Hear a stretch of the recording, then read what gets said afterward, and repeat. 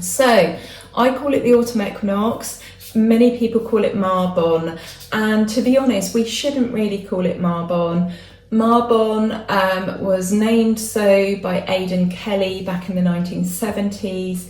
He was designing a calendar that he hoped would be able to be used by all pagans of all sorts of paths and traditions. Now, the name comes from Welsh mythology, and it has very, very little to do with the autumn equinox. It has virtually nothing to do with the autumn equinox.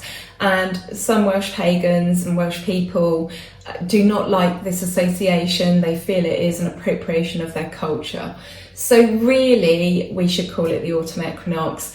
And as it stands, it's the only festival out of the 8 that doesn't have another name. So for example, we'll call the winter solstice Yule, we'll call the summer solstice Litha, we have Imbolg, Beltane, Lunasa, Samhain, I think that's all of them, bar the 8th one, which is the autumn equinox.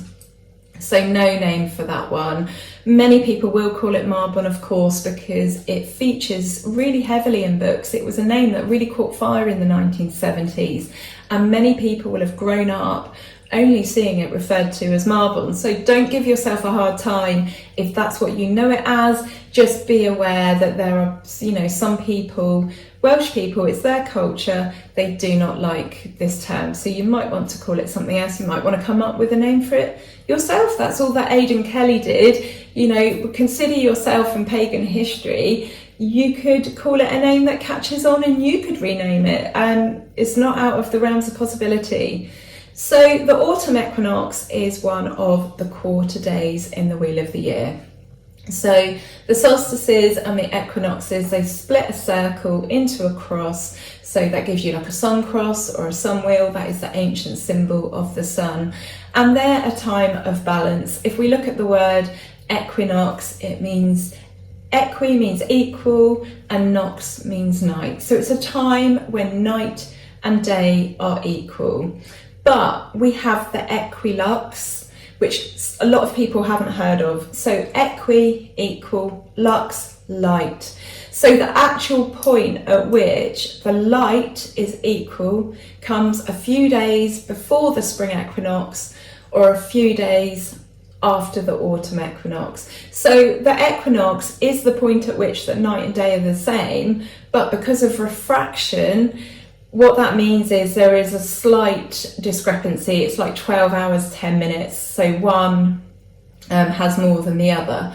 But the point at which we have equilux, equal light, with taking refraction into consideration, that comes a few days after the autumn equinox. You can celebrate both. There's absolutely no reason. I mean, we celebrate the equinox because that is the exact point that the sun crosses the equator's path and is a midway point between the south and the north hemisphere. That's basically what's going on when we have the equinox. So this is a time of balance and harmony, and it is a good time to consider those things. Do we have those in our life? Do we have that with our work-life balance? Do we have that in our relationships? Do we have that in our relationship towards ourselves? Maybe our attitudes of how we treat ourselves and how we look at ourselves. It's a time of balance and harmony, and trying to find that if we don't have it. The equinoxes are considered the start of spring or the start of autumn. So many people consider that to be the first day of autumn.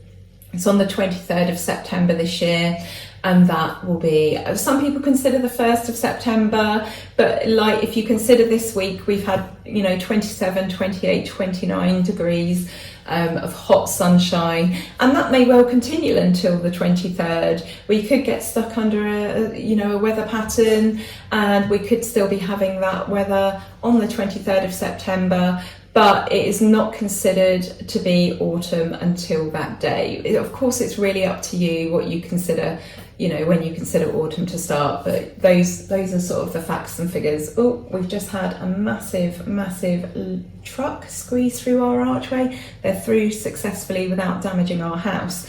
So events. So we have the free and open Gorsid at Avebury on Saturday the 23rd I was going to say 23rd of April, 23rd of September. We've got the Ladies' Circle, which is usually over in the Moon Cove. That's at 1 o'clock, 1300 hours. And we have the Gorsid at 1:30, and that is in the main central part in front of the pub. That's at 1:30, 1330 hours. Stonehenge usually have open access. I haven't managed to find anything yet on their page. Usually when you Google it comes up. Maybe I should have gone to their website, but anyway, it should be on that Saturday. I will find out, I'll come back to you on that one, but usually access is from about 6:15 until about 8:30, and then you need to be gone, because then at that point they'll have paying visitors coming from about 9 or 10 o'clock. Glastonbury, they have the Witches Market on in the Town Hall, I think. Wouldn't be hard to find if you just turned up at Glastonbury on the 23rd. And they have an event at the Chalice Well from 10 till 12. It's free to get in at that point. Then everyone needs to leave unless you stay and pay. And they have a meditation at the wellhead at 12 o'clock. So there's lots of events on going everywhere. It's the sort of thing where if you turn up at these places, you'll work it out. If you get to Glastonbury early enough, you'll see where people are going, and there's events on throughout the town. There's also the shops as well. But because there are events, even if you don't make it to one of the events, it's going to be a lovely atmosphere because it is the autumn equinox, and so it's going to be a joyful day. Same with Stonehenge. All you need to do is turn up early and, you know, just follow the crowd.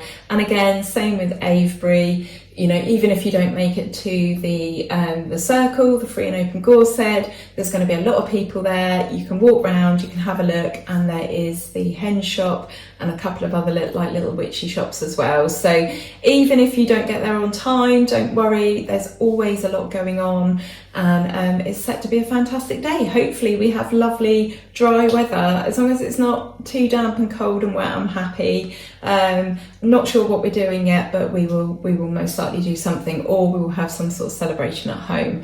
Watch this space, I'll obviously tell you all about it. I'd love to hear what your plans are. What are you going to do for the autumn equinox?